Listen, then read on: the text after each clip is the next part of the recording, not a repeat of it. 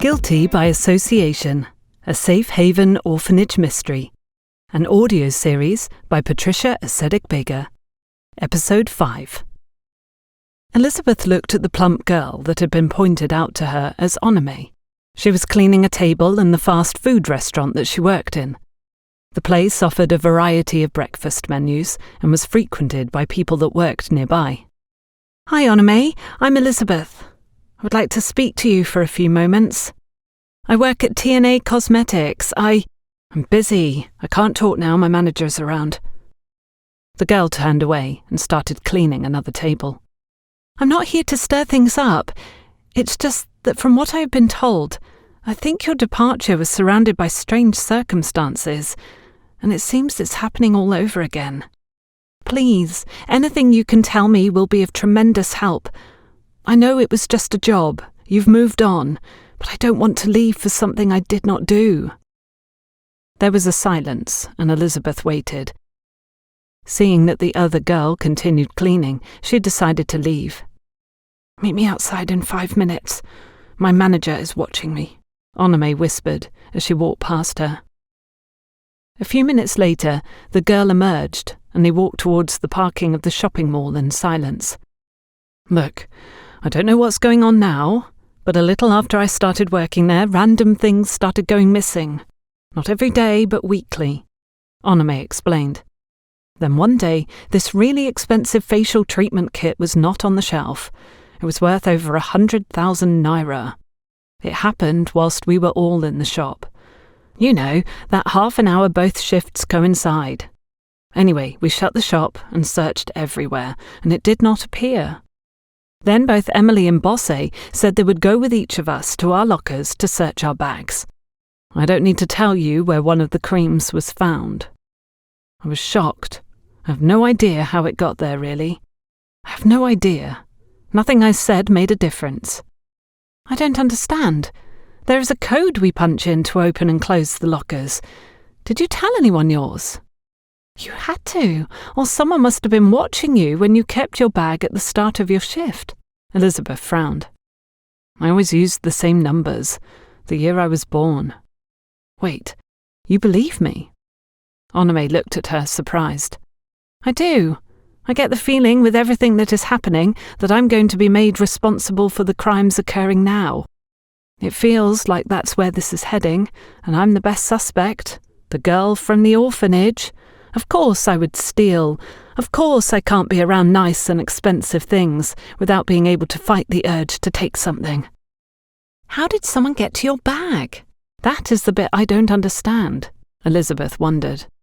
Ah, yes, you're right. You have the perfect profile, just like I did. My sister was having some health issues, and we were all pulling our resources together to buy her meds, and, as it was still the middle of the month, I had asked for an advance on my salary. So I had gone in a bit earlier, as Mrs. Aliou had agreed, and had left me the cash in an envelope. I wanted to keep the money in my bag before going down to the locker. I've gone over and over what happened. It was the only moment that could have happened. Emily had been holding on to the money as the boss had given it to her, so I went to the counter, got the money, and kept it in my bag. Then a few customers came in at the same time, so I left my bag behind the counter, and we all got busy with them. When I finished, I then went down to the lockers. I didn't see who went near the counter. The customer I attended asked a lot of questions.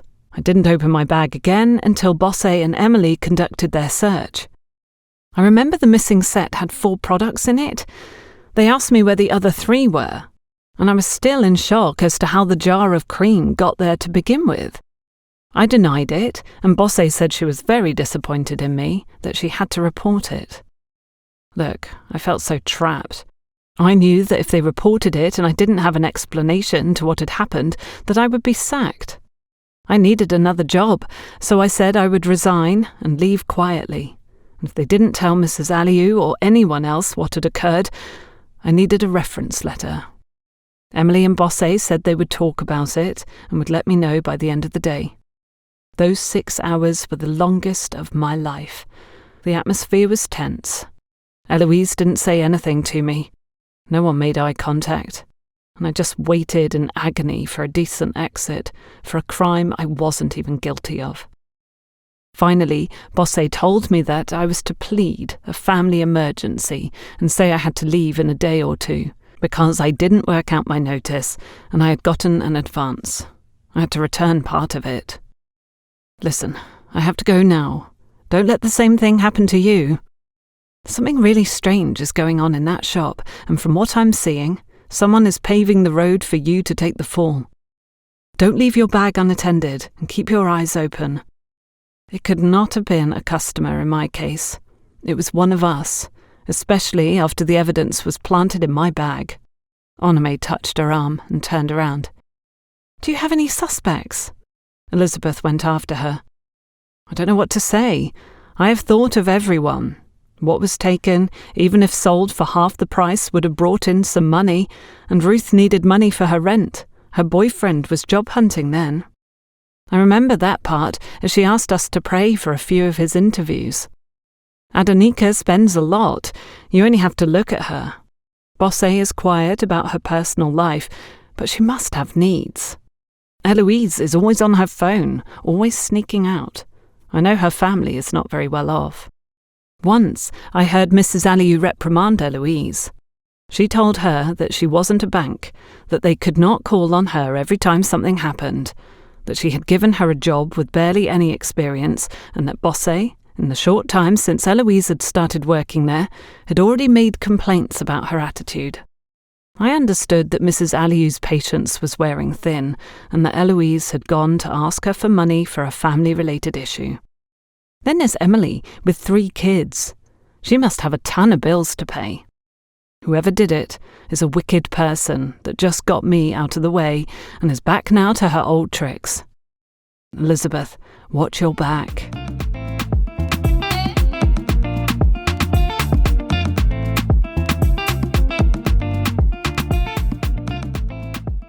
Elizabeth opened her bag mechanically for Obby to search it.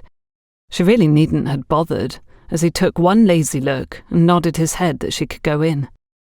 It made her wonder just what could be snuck out, depending on who was watching. There were more security guards in the mall. Jimmy and Obby were in her shift. Jimmy would have put the bag on the auxiliary table and gone through its content. But Obby was a firm subscriber to the law of minimum effort. As she punched her code into her locker, she looked around her. Other workers were doing the same. Nobody was paying attention to what the rest were doing. Hi, Elizabeth. One more day. Ready? She was brought out of her thoughts by Lota, who worked in an elegant dress and accessories shop. They had the same shift, so would normally see each other in the locker room. I am. How are sales going for you?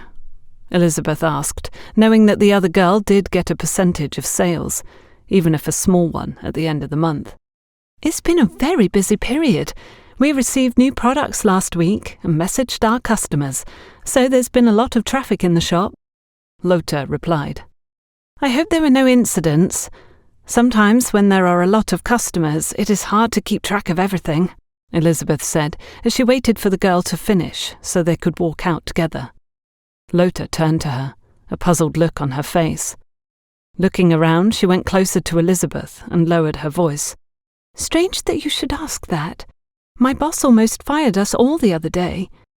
So, you know that famous designer, Gabrielle Ibrahim, just released a jacket line, an exclusive one with Ankara materials to match her latest shoe and bag collection.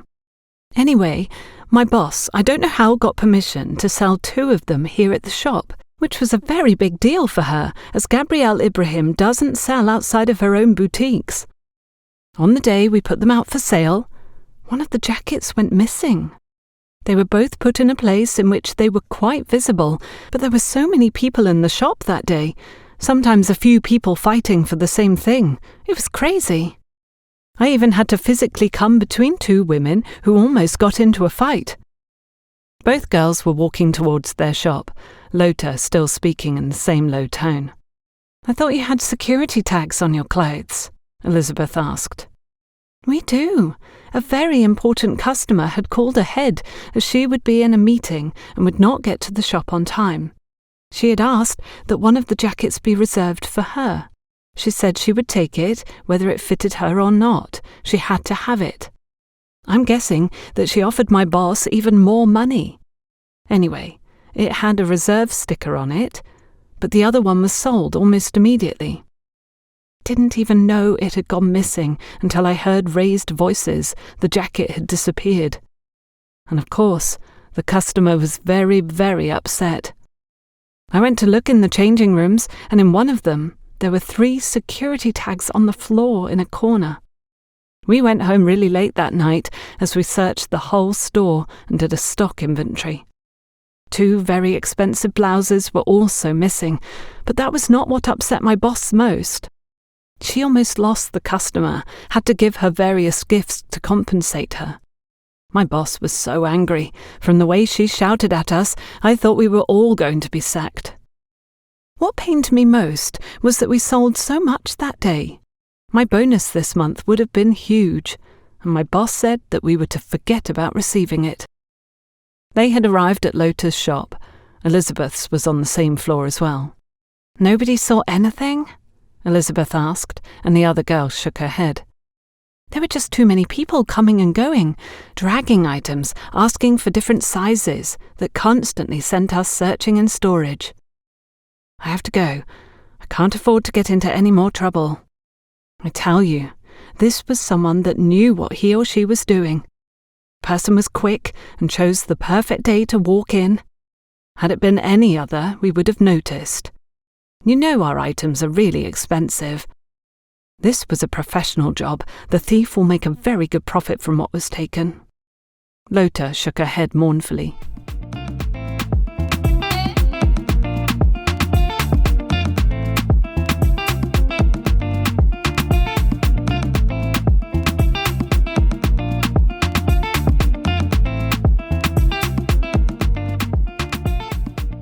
It was hard to keep an eye on what was going on in the shop and at the same time attend to customers, especially as some people enjoyed asking a lot of questions, only to end up saying, "Let me take a look around at other shops and then decide." Couldn't they take a look in silence and not waste so much of her time? Elizabeth often wondered about that whenever a particularly difficult person came her way. "Where's Eloise?" Bosse asked her mid-morning. "I don't know. I was with that lady that just paid for her makeup," Elizabeth replied. "Go and look for her. I'm sure she's on her phone again. Best you do it, because if I find her doing that, she'll be working out her notice soon," Bosse requested, and Elizabeth left to do as she had asked, going directly in the direction of the locker room, the other girl's favourite place to speak on her phone. It was normally empty, as almost everyone was at work. "I've told you, I don't have any more money. What happened to what I gave you last week?" As expected, Eloise was there talking on her phone. Elizabeth tapped her, and she turned around, indicating with a finger that she should give her a minute, as she listened to what the person on the other side was saying. "That's your problem. What do you want me to do? Rob a bank? Look, I've been helping you because I'm a kind-hearted soul, but what I sent was the last of it.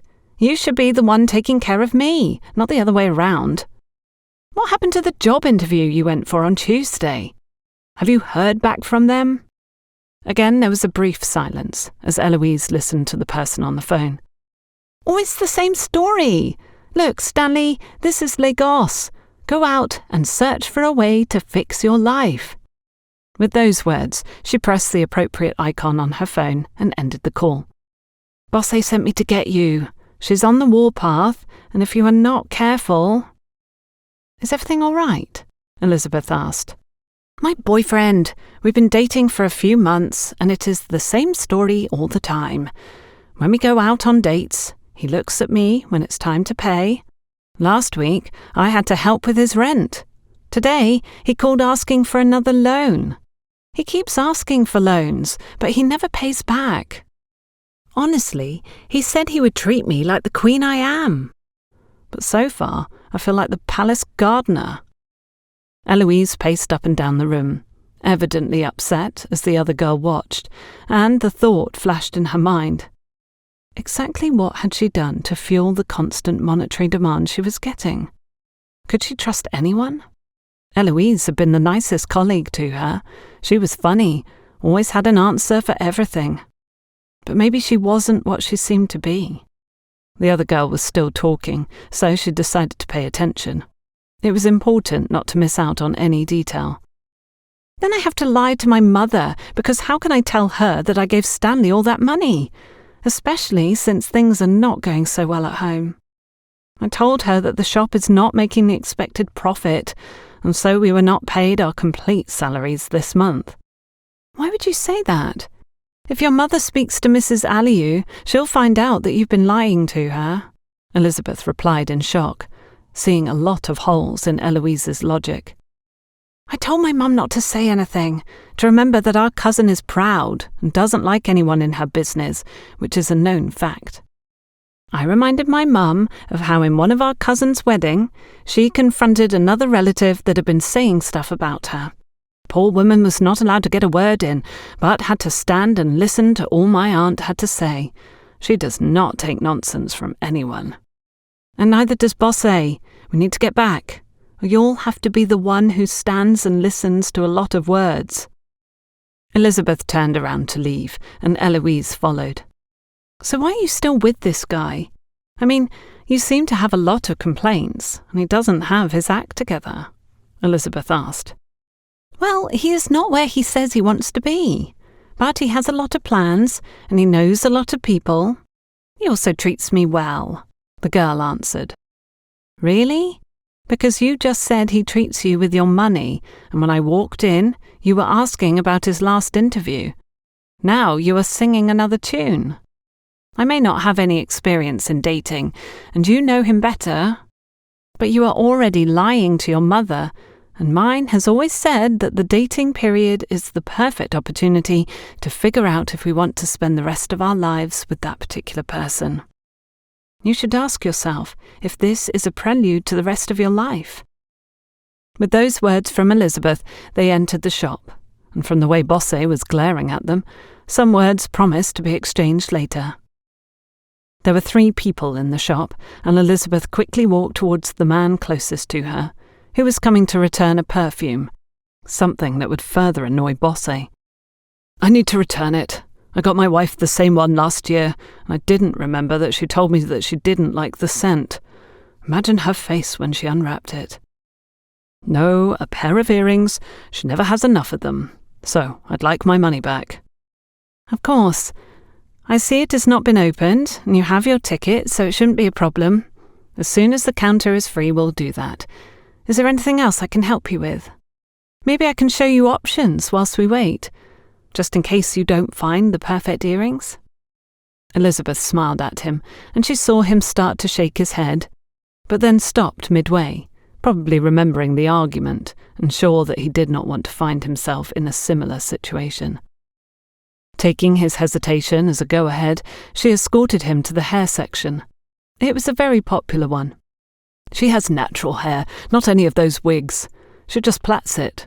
Has done for the last 5 years. The man shook his head as he looked at the wigs and made to turn away, but Elizabeth picked a kit that was a bestseller. In that case, Elizabeth insisted, you need to get her this. There is only one left, and it is specifically for the care of natural hair. It arrived only last week and is sold out.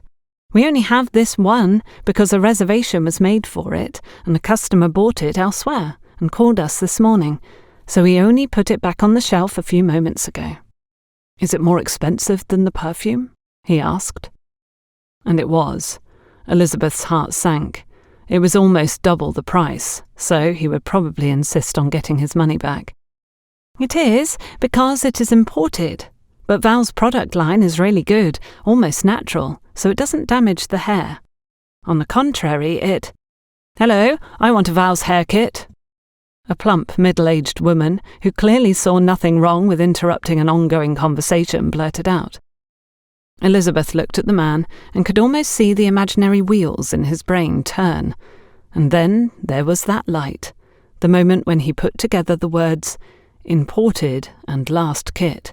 Words he would no doubt be using when presenting the gift to his wife. I'm sorry, this is the last one. If you wait a moment whilst I attend to this gentleman, I can take your contact details down and let you know as soon as more arrive," Elizabeth offered the woman. "I got here and he was still deciding if to get it or not, so it's not so clear if it is his." The woman made a grab for it, and the man, surprisingly swiftly, took it from her and rushed towards the register, as Elizabeth, mouth open, watched the woman run after him, yelling at him to stop. No doubt if he managed to get away, that bit would be added to the story his wife would hear. But then her mouth opened even more, as turning around she observed how Eloise, who was attending to another customer, took something from the open product cupboard, and as the customer turned to walk towards the register, Eloise sneaked something into her pocket. "I can't believe it.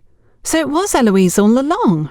I have to get to her before she hides whatever she's taken," Elizabeth said to herself, not taking her eyes off the girl.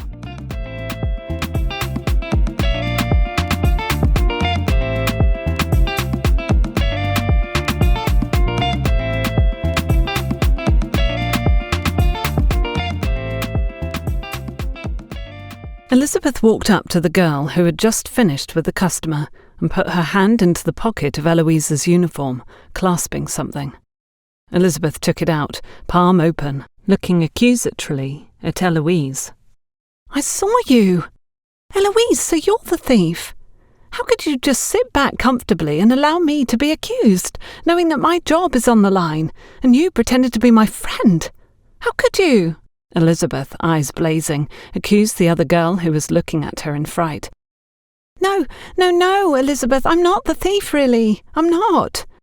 Look, I've been trying some lipsticks on my hand for the customer to see the tones better, and this tester broke in two.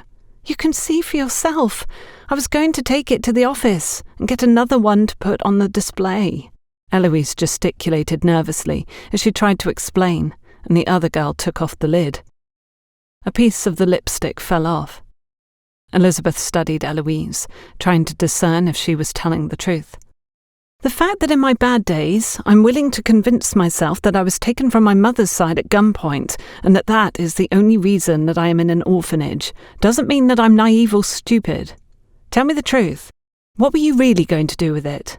Elizabeth asked through narrowed eyes, and the other girl opened her mouth to answer and then closed it again. "Fine, I was going to take it home. I was going to remove the tester sticker, put some scratches on it, and make sure Obby was the one who searches my bag. Most days he barely looks at the contents. But I did not steal the rest of the things. Really, I didn't. Elizabeth, please don't report me. My aunt will fire me on the spot if she thinks I'm dishonest. I don't believe that this is the first time you were doing this. No. I saw how you looked around and how you slipped it into your pocket. You saw the opportunity and acted fast. A first-timer would have been nervous. I know enough to tell the difference." Elizabeth continued her line of interrogation, and the girl sighed. "I have only ever taken 2 samples from the shop. 2 small perfume vials, nothing else, I promise."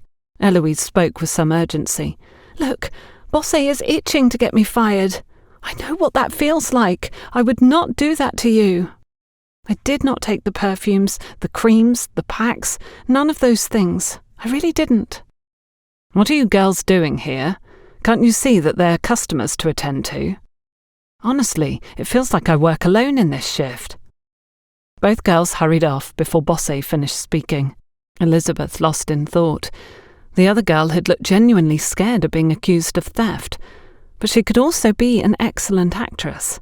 A good number of people would deny a crime for as long as they could, creating a doubt of their innocence, even after being caught in the act. Her mind tried to put all the clues she had together. There were a great deal of missing pieces from the puzzle. The clock was ticking, and the only other person on her list of suspects was Bosse, who was responsible for Onome having to leave. Who knew what was in the office and had access to everything? Who signed for everything that came into the shop? Who could alter the figures and place orders? Every question pointed to her. Elizabeth would watch her like a hawk. When Mrs. Aliou came back, she needed to have proof of what the supervisor had been doing.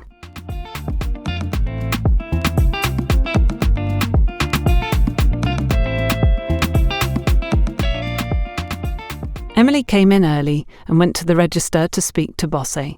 It was evident from the way looks were thrown in her direction that they were speaking about her.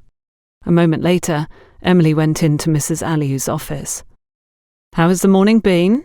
Ruth asked her, a little after coming in to begin her shift. "Busy. Not too many sales, though. We had more browsers than buyers. We had a man and a woman almost come to blows over the last kit of Val's hair products. You know, the one we had reserved. The lady called this morning to say that she no longer wanted it.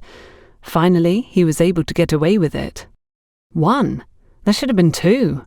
Look in the office," Ruth requested. She made a reservation for one in the store. But later that same evening she called, and I picked up and asked for another one for her sister, so I kept one in the office. I didn't leave it with the other one. I didn't trust Adenika. I thought she could sell it off if anyone came asking, or the lady arrived later than she said she would. Adenika has done it to me once with a customer. She just took what I had reserved for someone, and later, when the woman came, she admitted that she had done it because it was not collected on the date it was supposed to be. You've no idea how much my customer shouted. But don't think that Adenika was in the least bit remorseful. No, no. Let's go into the office. Let me show you where I hid the other box. Both girls walked into the office, where Emily was checking the boxes that had been delivered that morning and ticking things off her list. Ruth opened one of the boxes in the far right corner as Elizabeth waited. "It's not here," Ruth exclaimed. "What isn't?" Emily asked, not looking up from what she was doing. "A kit of Val's natural hair care products. Look. The paper with the customer's details is here, but not the kit. Adenika has sold it again. Emily, you have to speak to her. She can't keep doing this." A very distressed Ruth complained as she held out a piece of paper, a sticky tape on it. "I'll speak to her, but maybe it was taken out to the shop. Let me ask Bosse first," Emily said, and they all walked out. Adenika had arrived and was speaking to Bosse next to a shelf. "Adenika, why did you sell my kit? You evidently knew that it was reserved for someone else. You even left the note with the customer's details behind. That's so cynical." Ruth did not wait for Emily to ask whatever she had wanted to, and launched her attack. "What are you talking about? Did you tell me that you had reserved anything?" Adenika asked. "You must have seen me take it off the shelf and go into the office with it," her accuser replied. "I didn't sell anything because I was only aware of one reservation and it was in the drawer in the register. But there's an easy way to sort this. We can see how many packs were sold. 10 came in last week and they are all gone, right?" Bosse nodded, and along with Emily they went to check the book, in which every sale was written down. "What's going on?" Eloise asked Elizabeth in a quiet voice. They had not spoken since their confrontation earlier on. "Ruth had reserved a kit of Val's hair care and it's gone. She says Adenika sold it. They are checking to see when it was sold," she replied. "Oh, where does she keep it?" the other girl asked her. "In the office," Elizabeth whispered back. "Well, only 9 kits were sold. Are you sure you didn't take it out of the box or keep it somewhere else?" Bosse asked. Ruth held up the paper with the customer's name and shook her head in disbelief. "Why would I do that? Next you'll be asking me if I imagined the whole thing. Who did she talk to this morning? Did she say kit or kits?" Ruth asked. "She spoke to me. She said kits, and mentioned the one for her and for her sister. But as there was only one in the drawer, I took it out, assuming that she'd made a mistake. It has been a very busy morning. Eloise disappeared as usual, and Elizabeth took her sweet time looking for her. You girls had better find the kit before Mrs. Aliou's arrival. The list of missing items just keeps getting bigger and bigger." The last part Bosse said, looking directly at Elizabeth. It was evident who she had planned would take the fall. Adenika and Ruth went back into the office, and Elizabeth followed them. "Ruth, who else knew about the reservation and that she called again after making the first one? Who saw you take it out and keep it?" Elizabeth asked.